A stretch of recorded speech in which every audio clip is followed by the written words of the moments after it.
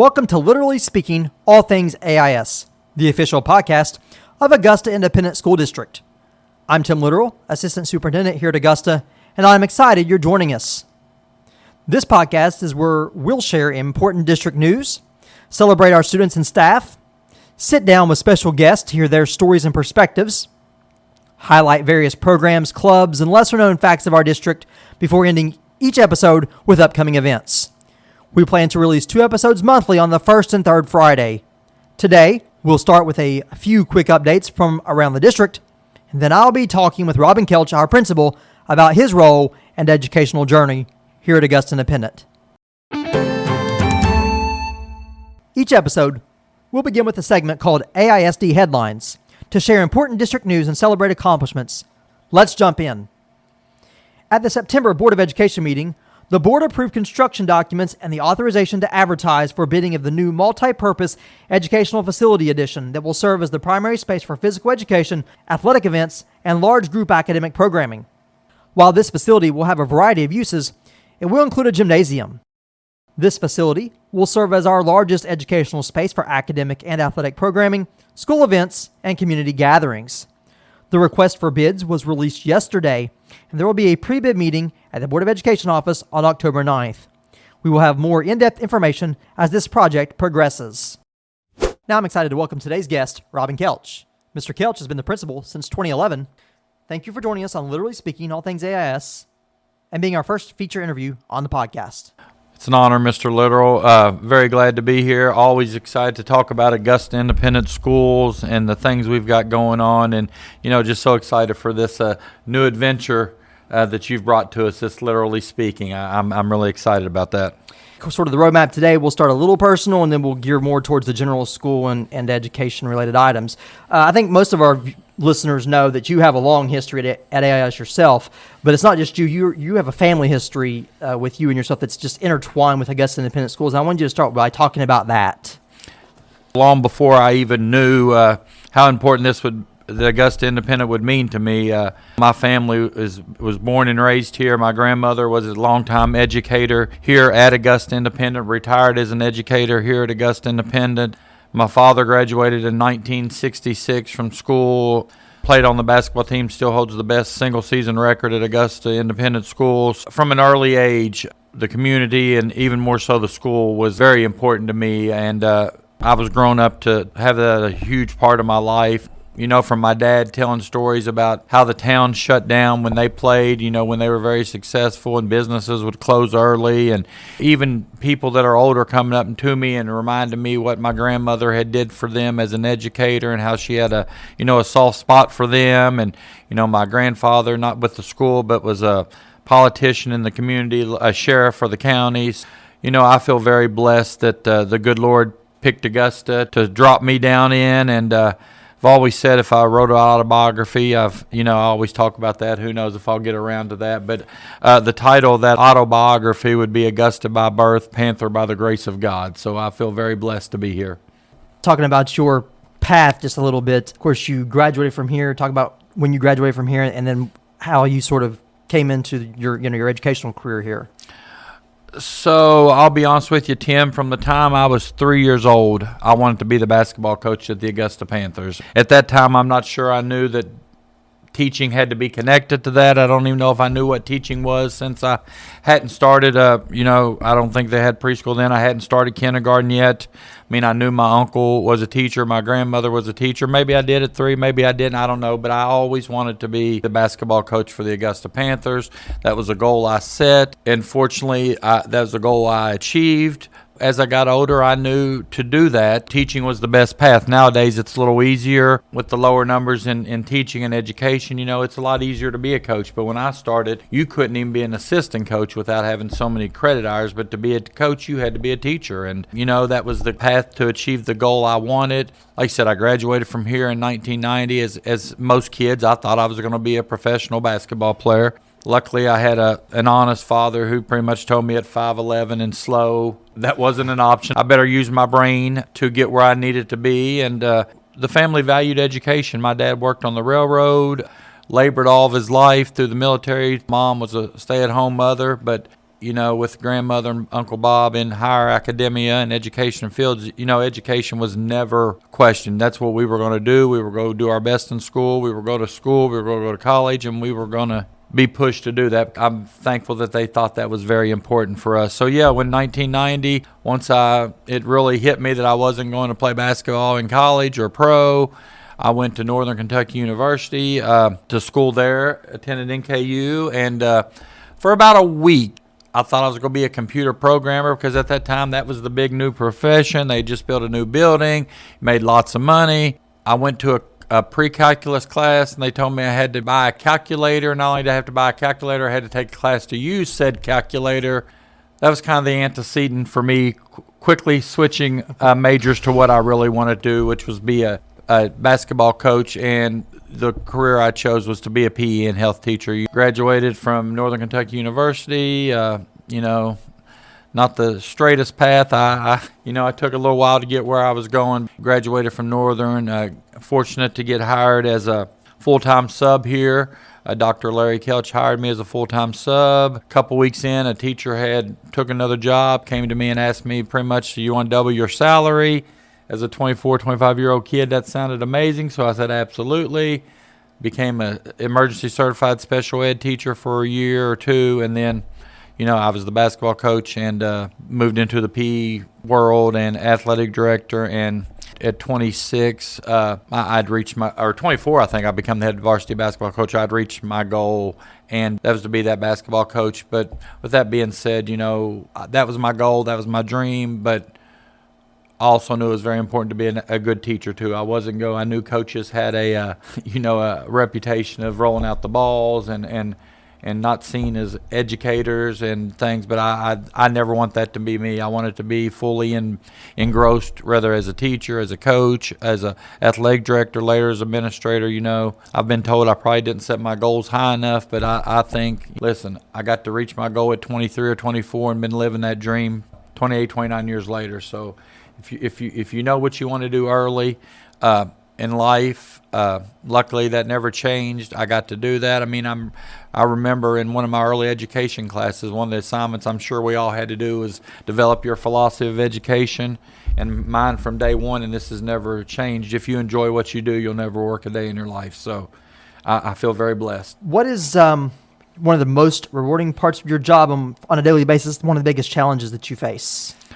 The most rewarding part, obviously, is the kids. My favorite time of the day is I get here about 6:30, 6:45, and from 7 to 8, I get to sit on the bench and high five, hug, good morning to every kid that comes in the school. And there's before your day starts. So that's a very rewarding time for me. Piggyback that's rewarding is seeing these kids that we've worked with 12, 13 years succeed and go out and become the next generation of leaders. Just for an example, and there's so many of them, but this year to have 2 former students come back and teach for us that had been students, and then several others in the building, it gives me a lot of pride when those kids are successful and come back and give back to, not all of them have to give back to this community and this school, and that's great, wherever they're at, as long as they're doing something for others.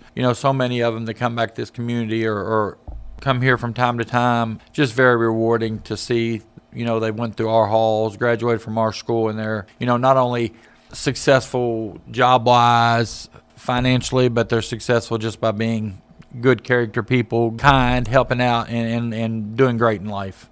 Early on in my career, really before I started here, I thought I wanted to be a teacher and then a principal. And I think after the first year, I said, I don't want to be a principal. I then set my sights on being a central office administrator because I feel like I don't think people understand everything in the building. And it almost has to, but it has to run through the principal. Every problem, every idea, everything runs through the principal. And I'm sure that's challenging at times because someone's always in your office asking or discussing something.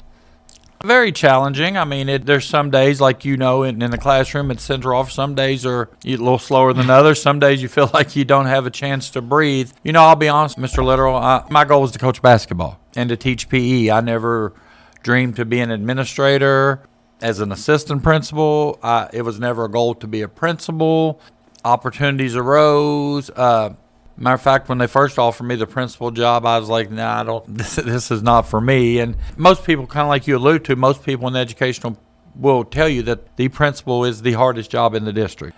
And listen, when the handbook originally says, everything that happens is the principal is ultimately responsible, which is a burden. But, like I've done with most things in life and definitely in education, if you do what's right and you try to do what's right each and every day. And if you remember, a lot of people, forget who they work for. We work for the kids. We don't work for the city.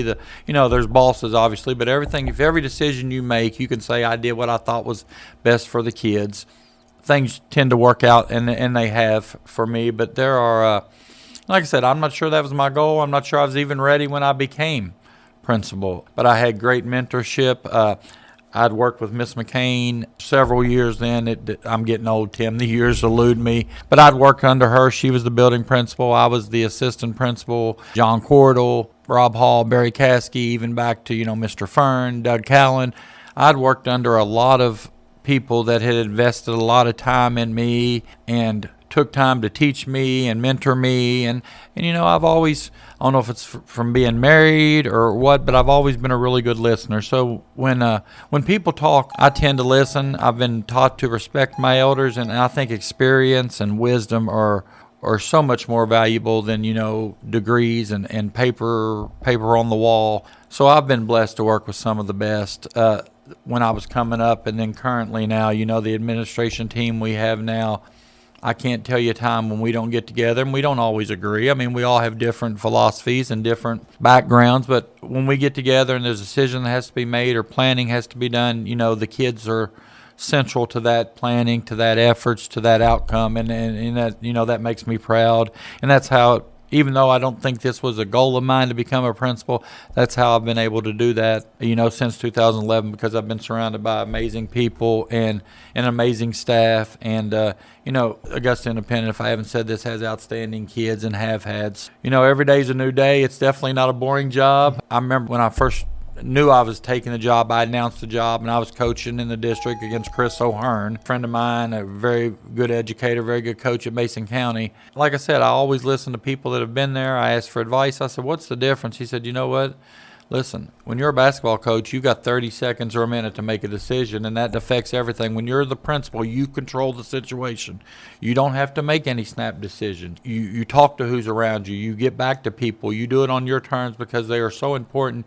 You want to make sure you get those decisions right. And not that we always get them right, but to consider them, to look at them from different angles, but you're not in a rush. So in that perspective, he was very, very correct, and it has been, easier when you do that with people and can take time to make those decisions. But like I said earlier, it continues to be about the kids.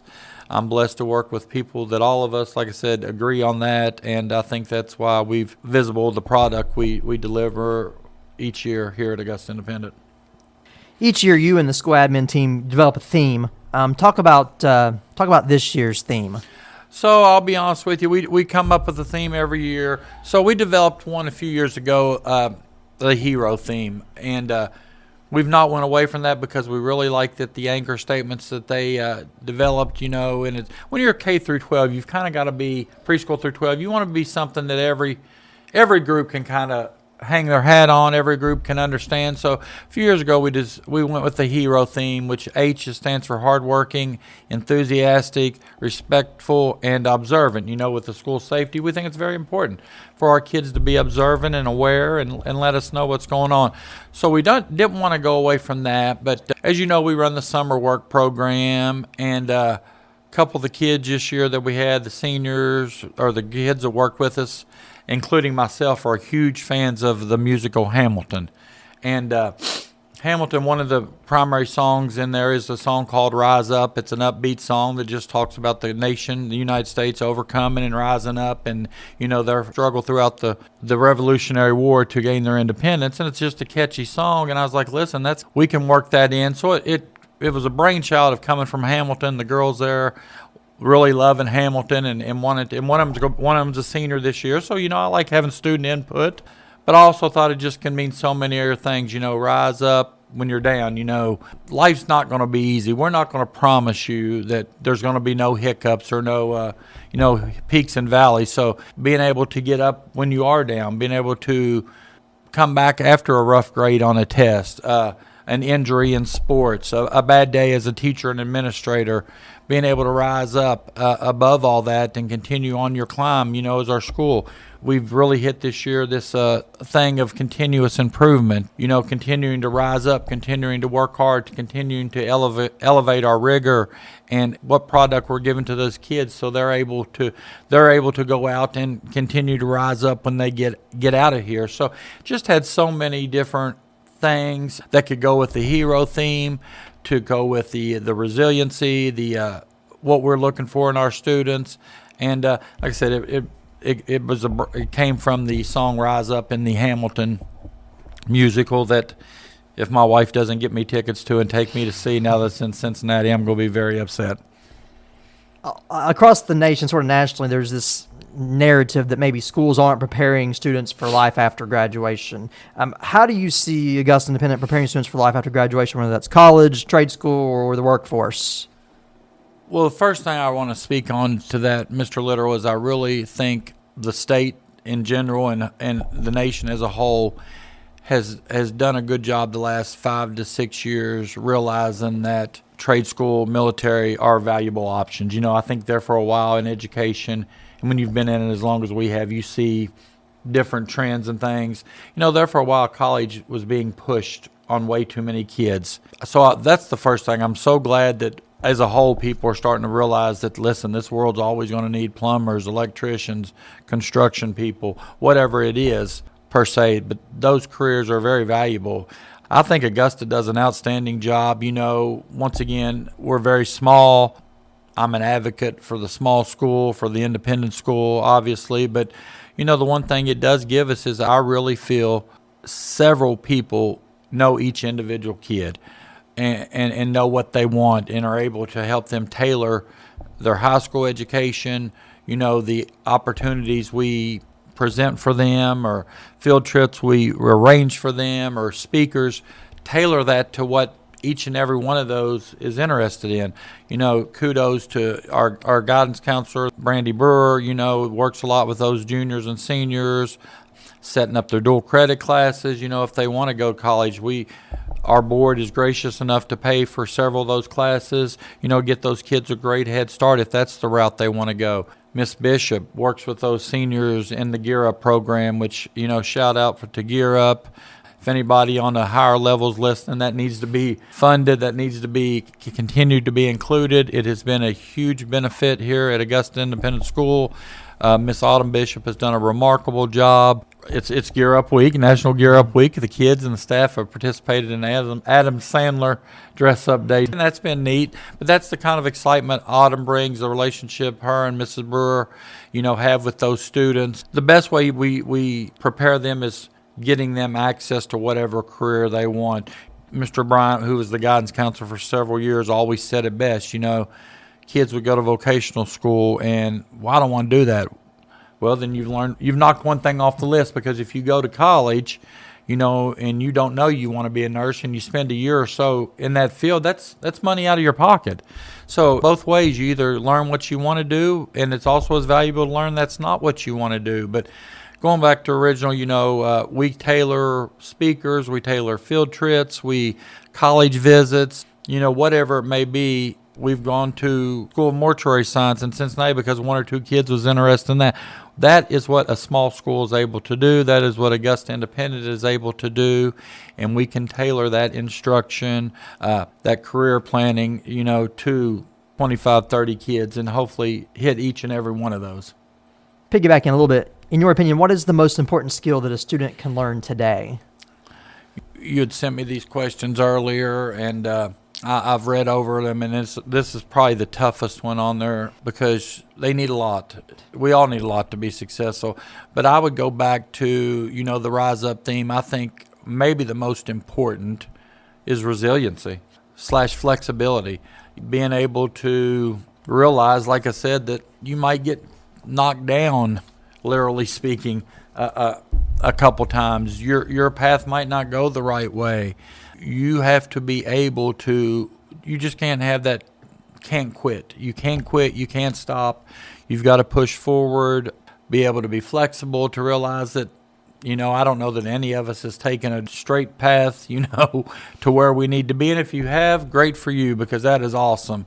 I know I didn't, and a lot of that was on my own being. I wasn't ready and had to. Luckily, I was resilient or had a lot of support behind me telling me quitting wasn't an option. But to piggyback on that, I don't know if it's actually a skill, but the another important thing is these kids believing in themselves, having the confidence to know what they want to do, to develop a plan, to work with those around them, their trusted adults, whether that be parents, teachers, staff, administrators, counselors, and just thinking, listen, I can do this, I'm going to do this. And, we all believe in them. I know they've all got tons of people but believing in themselves. It doesn't really do us a lot of good if those kids don't have the inner confidence. So, resiliency, flexibility, and then just the confidence to make it happen. We'll have part 2 of our interview with Mr. Kelsch on episode 2 that will be released later this month. Now it's time for our AISD Spotlight. Each episode, we plan to shine a light on a program, club, or classroom project, or provide a quick fun fact about AIS. This month, we're highlighting our Attendance Matters campaign. Augusta Independent, in conjunction with the Kentucky Department of Education, has been highlighting chronic absenteeism and the importance of regular attendance. Did you know that nearly 30% of students in Kentucky are considered chronically absent each year? In Kentucky, a student who misses 10% of the school year, or about 2 days per month, for any reason, is chronically absent. Here at Augusta, our attendance data shows on average our students missed 9 days of school per year last year. When our students miss school, they miss out on so much more than just their classes. They miss out on developing skills like communication and teamwork. They miss time with their friends and chances to discover and develop their talents that only being in school provides. Every day in school counts toward their future success. We hope our families support us in our goal this year as we shoot for 96% attendance. Before we wrap up each episode, we will have upcoming events, deadlines, or celebrations. Volleyball Senior Night is October 8th and will be held between the JV and varsity matches against Robertson County. The monthly Board of Education meeting is October 9th, and fall break will be October 13th through the 17th at Augusta Independent. That's it for our first episode of Literally Speaking, All Things AIS. We appreciate Rob and Kelch for joining us today. Be sure to subscribe on Spotify or Apple Podcasts so you never miss an episode, and visit our website or follow Augusta Independent School District on social media for the latest school district updates. I'm Tim Literal, and this has been Literally Speaking, All Things AIS. Be sure to check out our second episode on October 17th. We're glad you joined us today. Until next time, stay connected, stay learning, and stay Panther proud.